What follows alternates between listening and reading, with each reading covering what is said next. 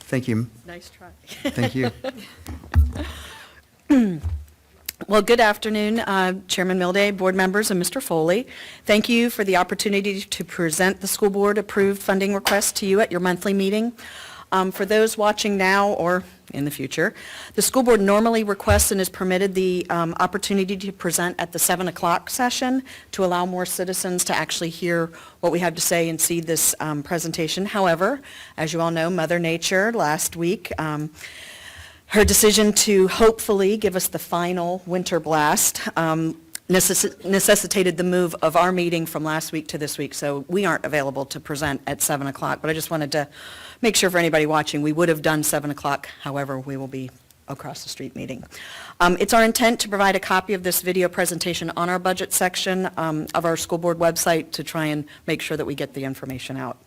Although the specifics of the school board's funding request are important, to me, one of the most important things that changed this year was the process. First, the school board's use of the Munis financial system and the type of zero-based budgeting that resulted in what I consider the school board budget and accompanying analysis that's never been seen before in Stafford County. I'd like to personally thank Dr. Benson, and Mr. Fulmer is also here from our finance staff and his team for this great, great accomplishment. I'm thrilled that we are there. And then the other part of the process, second, last Wednesday, both our boards, as you know, met and talked about the school budget and the bigger picture in the county. This has not occurred for at least 4 years, that in my memory at least. This opportunity to share information and discuss items lays the groundwork for future and continued cooperation, and more importantly, communication between the boards. I'd like to thank Mr. Hirons and Ms. Maurer for their planning of this productive evening. As I've said, we may not always agree, but we can discuss and plan in a cooperative manner, since we should always agree that we have the best interests of Stafford County and its citizens as our goal. Last night, I attended the Joint School Working Committee and watched, and there was discussion about shared services, charters, joint CIP. These cooperation, discussion, and communication processes are a trend I hope we will continue. Now, to get to the guts, as I call it, to hit the highlights of the school board's funding request. I'm going to hit some highlights. So the FY18 budget request builds on this success that we've had and focuses on continued investment in a high-quality workforce, and it begins the reinvention of the instruction delivery model to our students, designed to prepare them for the future. The school board is requesting a 5.7 increase in funding. A high-quality workforce is a requirement for the important task of educating and preparing our students for the future, and 83.5% of this request is dedicated to human capital investment.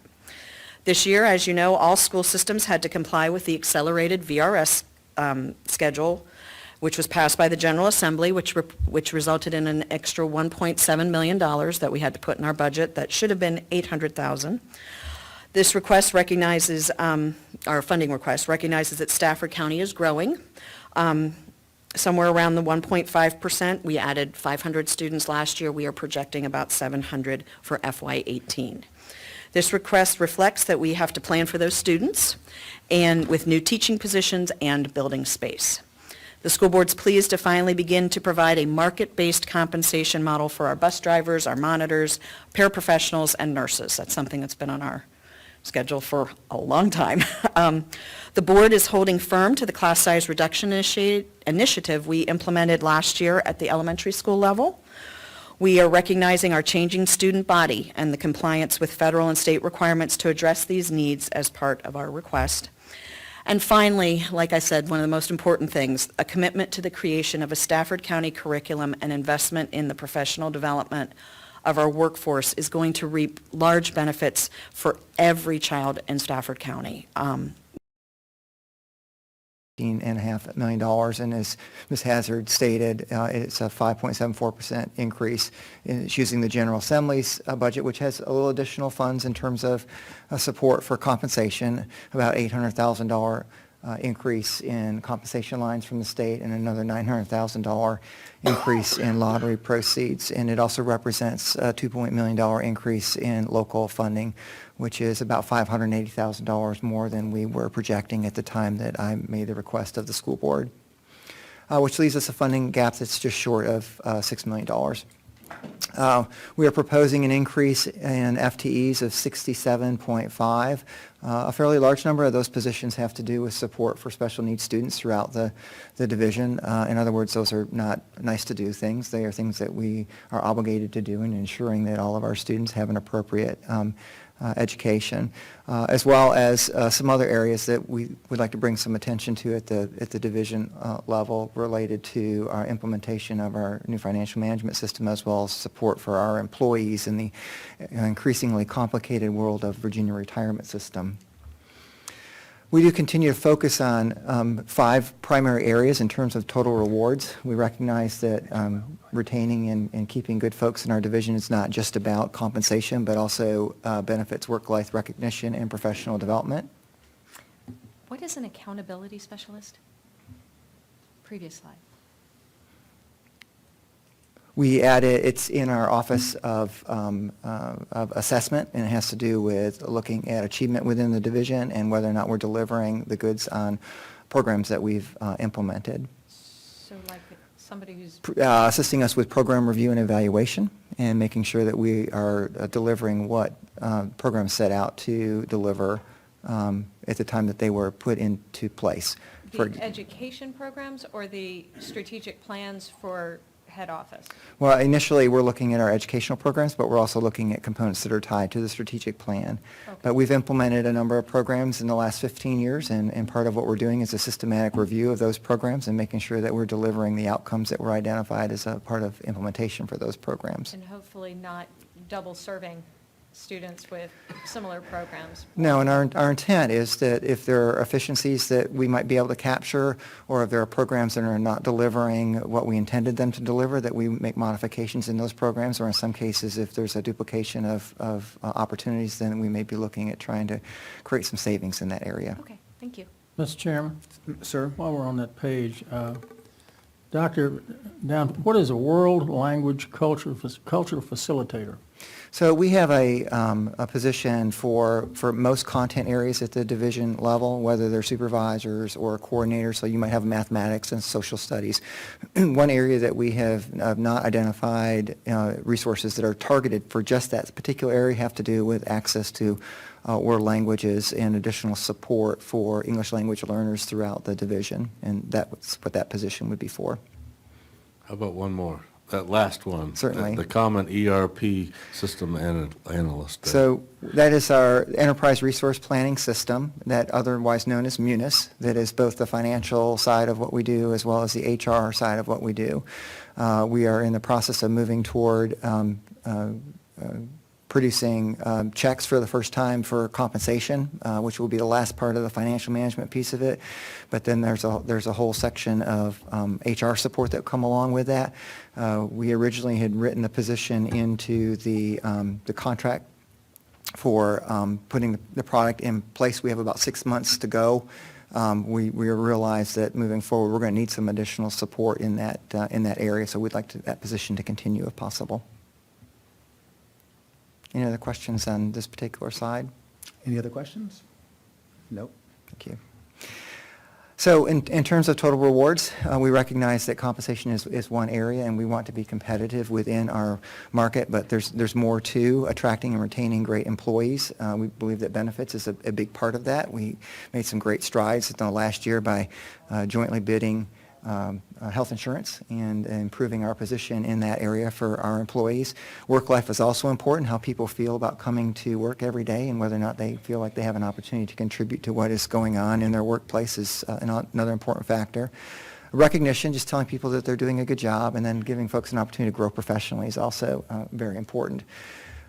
We don't want folks to lose sight of what it really costs us to have employees within the division, and so there are pieces that kind of go unseen at times. For example, if we look at the first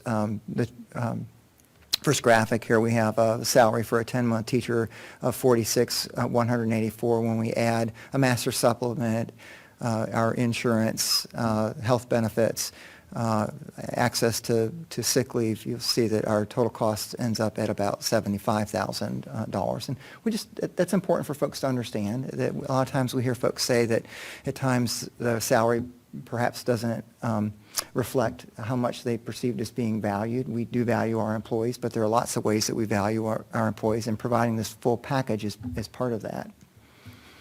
We have improved our position with teacher compensation over the years. 3 years ago, our entry-level salaries for teachers were well below our comparison market. The graph that we're showing here represents Stafford with a blue diamond, and you can see that we have moved into the market. We are at or above the market by the time we get to 9-year median of the market, by the time we get to 9 years of service. And then you can see very clearly as we move to 20 years and above, there are only 2 divisions that we're not doing better than, and that is Henrico, and I'm sorry, not Henrico, Loudoun and Prince William. And those couple of divisions present a challenge for us. They receive a cost to compete from the Commonwealth. We get a small portion of that, but it's difficult for us to hit those targets. So we want to work on that full package for the school system that says, hey, you know what, we're a great place to come and work. Mr. Chairman, oh, I'm sorry, go ahead. Mr. Snelling's there, Ms. Sellers. Could you take just a moment to explain cost to compete? We get a lot of questions on that, and I'm not sure everybody understands. It's So there's a understandable, so- subsidy that Northern Virginia school divisions have access to that allow them to improve their position in terms of compensation for teacher and some other SOQ-funded positions. Divisions across the Commonwealth have been advocating to our legislative folks to expand access to those resources as we move down the 95 corridor. It's easier and easier for folks to jump on that and get to a division that potentially has a higher salary. Stafford has access to 25% of what the Northern Virginia divisions have access to. So if we were looking to level the playing field, and we certainly do compete with divisions to the north, it would be great to have access to some additional support from the state. And I said this at an earlier presentation. I do feel like the state is not fulfilling their obligation to schools across the Commonwealth in meeting their support for funding of SOQ positions and positions that are not in the SOQ. For example, nurses. We're very fortunate to have nurses in all of our schools. I think it would be very difficult to provide the level of service and support that we need to in our schools without those kinds of positions. We don't get any additional support from the Commonwealth for those positions. So the cost of compete, that goes directly to the teacher salary in Northern Virginia? Yes, sir. Does, and that's Prince William North, correct? And I'm not sure where the boundaries are, the other divisions, Okay. and how far down that goes. But we do have access to a portion of it, just Right. not to the same degree. Okay, thank you. When you're talking about your compensation model or the market-based, where, are you doing teachers this year too, to bring their salaries up, or are we just focusing on? At this point, the board has included an additional $250,000 in market enhancement scale enhancement for teachers. That will impact teachers that have 9 years or less of service with us. So 9 years or less, okay. And so you're doing them in chunks, is that my understanding? So what we do is every year, we're looking at how the market has moved in our 9 adopted school divisions, and then we're computing what the median of that market is. And then we're looking to see how far out of the market we are. For positions that are out of the market, we're identifying a certain amount of money, in this case, moving forward, if the board should continue to support that, $250,000, that is distributed in a manner across those years of service that are out of market. The larger the delta with the market, the larger the increase folks see. We had hoped that in 3 years' time we would be at the median of the market. We would have to put in about a total, well, we'd have to put in probably another $750,000 to get to the median market on top of the $250,000 that we're proposing in this funding request. So how many teachers does that impact? The 9 years and below? I don't have the distribution, but we certainly can get that and provide it to the board. I would also like to point out that these are bachelor degree salaries. These are the base salaries. We have about 800 teachers in the division are bachelor's degrees, and have bachelor's degrees. About 1,100 have master's degrees. And we've included those supplements at the bottom of the graph.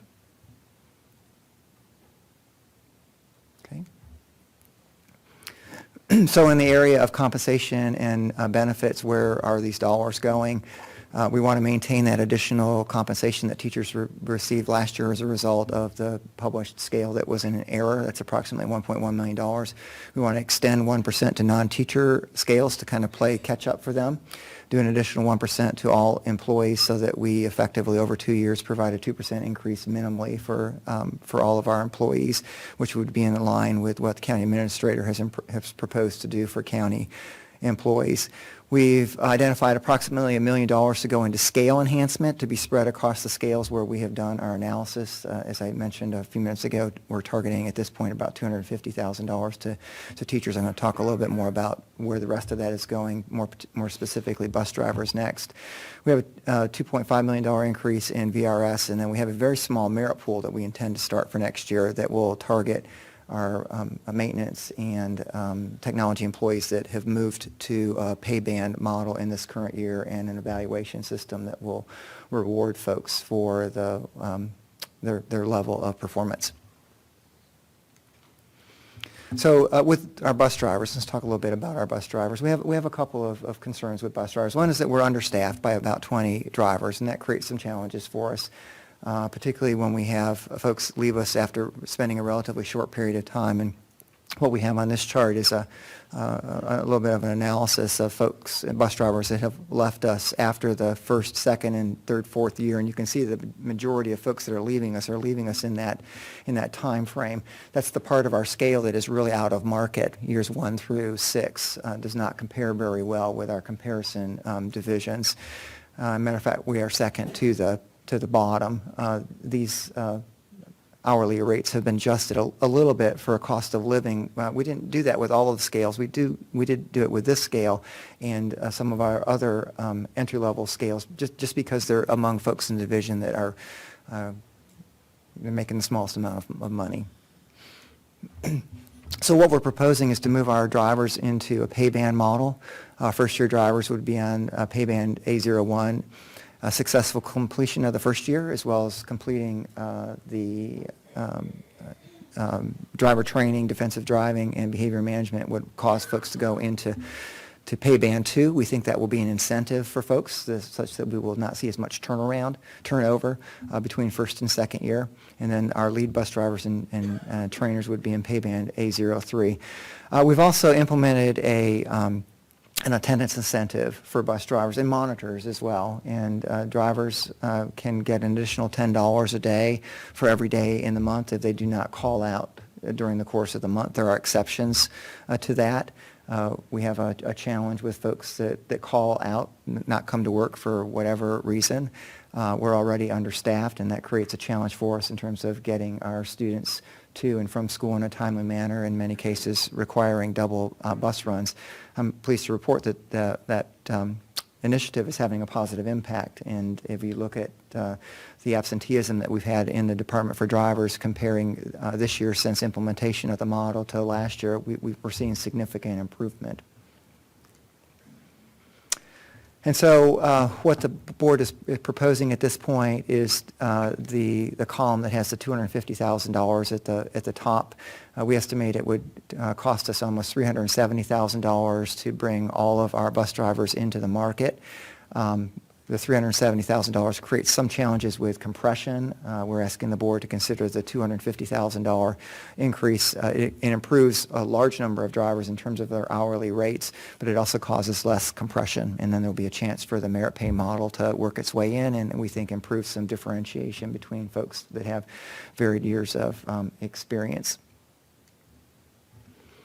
I did want to share just a couple of points from our climate survey. We started doing climate surveying 2 years ago. This was our third year. We've had significant improvement in terms of how our workforce feels about coming to work and working with leadership.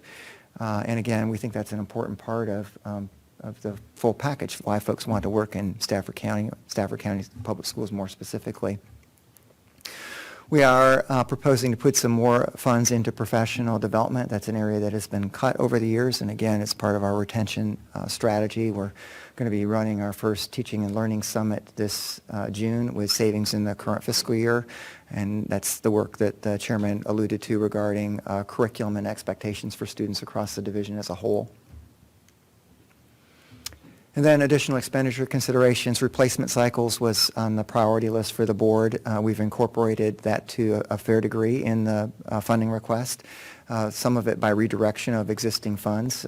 We've added an additional 5 buses. We think 15 buses is about the number that we need to replace on an annual basis in order to have a reliable replacement cycle, which is 5 more than what were in there previously.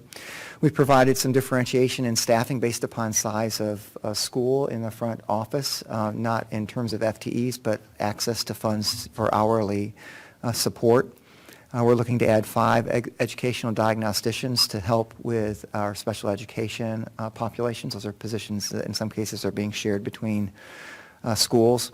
We've redirected some savings. We've budgeted salary attrition lapse of about $1 million and operational savings of $1.9 million. And so that's different for us as an organization. We've had a previous budget model where we've kind of added to where we were in the previous year. This year we took a look at what those projected expenditures would be and available revenue, realizing that there were savings to be had there, and so we have capitalized on those in this funding request.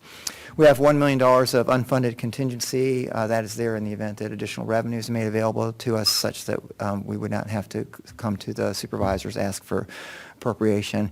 Because we are cutting it close in terms of projected expenses for next year, we do have a funded contingency of $500,000. And in a $280 million plus budget, it's still a fairly narrow margin. One of the things that's missing from this funding request are funds to help with cash capital improvements. I have a list from Mr. Horan that totals almost $6 million. We've identified approximately $2 million that we think we're going to have in additional savings as we progress toward the end of the year. And what we're proposing to the school board is that we fund about a third of those projects with savings in the current fiscal year. And this sheet is very hard to see for the public. I know board members have had access to this spreadsheet. This is kind of where our major increases are across the division. We've begun to identify some of the compliance must-dos. There are still some items that need to be identified there. You can see some of the places that we've captured potential savings as well as what we project as revenue. And with that, Mr. Chairman, I complete my presentation of the school board's approved funding request. Again, thank you very much. Any questions or comments, Mr. Snellings? Just a quick comment, don't forget April 8th, Stafford Hospital 5K. Will not Thank you forget. very much, Mr. Snellings. Ms. Baumke? And I forgot to ask this the other day. Do we have any expenses in the budget for OPEB this year? No. Okay. Do not. Thank you. All right. Thank Mr. you. Chairman. Oh, Mrs. Sellers. Ms. Sellers. I said it at the joint meeting, I'll say it again, you guys have put a lot of work into this. Thank you. This is the first time that we can actually have these discussions and look at these and ask questions about what does a world language person do, what are they doing in the system, because the schools have just not provided a budget that looks like this before. And it speaks to your leadership, it speaks to your hard work, it speaks to your staff. And after the past few years, I think, you guys deserve a little pat on the back for the finances, because it's been a rough few years for the school division. So thank you. I don't know how we close that gap right away, but it's at least nice to be able to start with, let's figure out what we can have discussions on. So thank you, guys. Correct. This is the second time the board has heard this, and the first time it was a much more relaxed atmosphere at a table across and next to one another. And there were a lot more questions, a lot more exchange of information. And as it was said there, the whole board, no one disagreed when several of us said this is easily the best budget we've ever seen in at least my 12 years, or almost 12 years from the school board. So thank you again. Thank you, school board. And with that, we really are going to go to public hearing.